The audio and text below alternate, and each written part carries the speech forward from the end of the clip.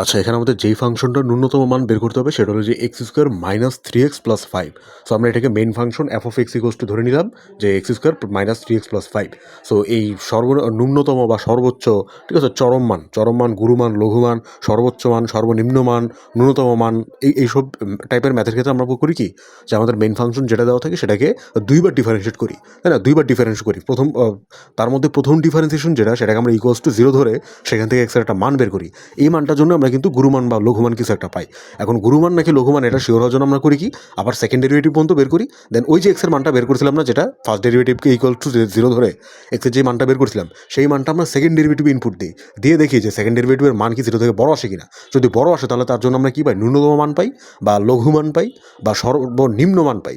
আর যদি জিরো থেকে ছোট আসে, ঠিক আছে, যদি জিরো থেকে ছোট আসে তাহলে তার জন্য আমরা কি পাই, গুরুমান পাই বা গরিষ্ঠ মান পাই বা সর্বোচ্চ মান পাই, ঠিক আছে, হাইয়েস্ট ভ্যালু যেটা সেটা পাই। সেই ক্ষেত্রে আমাদের যেহেতু ন্যূনতম মান বলে দিচ্ছে, তো আমাদের কিন্তু এই সেকেন্ড ডেরিভেটিভটা দেখা দরকার নেই। ওই first derivative equals to zero ধরে এক্সের মান যা পাবো তা বসাই দিলে কিন্তু আমাদের হয়ে যায়। তো ন্যূনতম মানের জন্য আচ্ছা, আমাদের মেইন ফাংশনে কী ছিল, x square minus three x plus five. তো এটাকে যদি ডিফারেন্সিয়েশন করি তাহলে কী হবে, এক্স স্কোয়ারকে ডিফারেন্সিয়েশন করলে কী হয়, টু এক্স। তারপর মাইনাস থ্রি এক্সকে ডিফারেন্সিয়েশন করলে কী হবে, মাইনাস থ্রি। আর ফাইভকে ডিফারেন্সিয়েশন করলে জিরো হয়ে যাবে। তো আমাদের ফার্স্ট ডেরিভেটিভ মানে এফ প্রাইম এক্স যেটা, সেটা কত আসবে, two x minus three. So ন্যূনতম মানের জন্য কিন্তু আমাদের কিন্তু এই যে এফ প্রাইম এক্স যেটা, এইটা ইকুয়ালস কিন্তু জিরো হয়। তাহলে two x minus three equals to zero. এখান থেকে এক্স ইকুয়ালস টু কী পাই, থ্রি বাই টু পাই।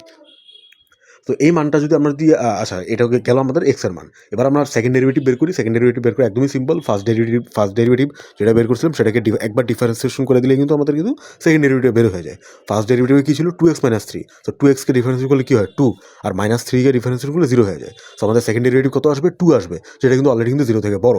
এখানে কিন্তু এক্সের মান ইনপুট দেওয়ার কোনো প্রয়োজন নেই, মানে আসছে একটা, সেটা অলরেডি জিরো থেকে বড়। তো আমাদের ওই যে থ্রি বাই টু যেটা বের করছিলাম সেটার জন্য কিন্তু অটোমেটিক্যালি আমরা কিন্তু ন্যূনতম মান পাবো। এখন ন্যূনতম মানটা কী হবে, সেটা হলো এই যে এক্সের মান যেটা থ্রি বাই টু, এটা যদি মেইন ফাংশনে বসায় দাও, ঠিক আছে, মানে এফ অফ এক্সে যদি বসাও, এফ প্রাইম এক্স বা এফ ডাবল প্রাইম এক্সে বসালে কিন্তু হবে না।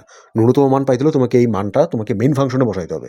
তাহলে ন্যূনতম মানটা কী হবে, F of three by two, মানে এফ অফ এক্স যেটা ছিল সেখানে থ্রি বাই টু বসালে কী হবে, যে three by two whole square minus three into three by two plus five, যেটা ক্যালকুলেশন করলে আলটিমেটলি 11/4 আসবে।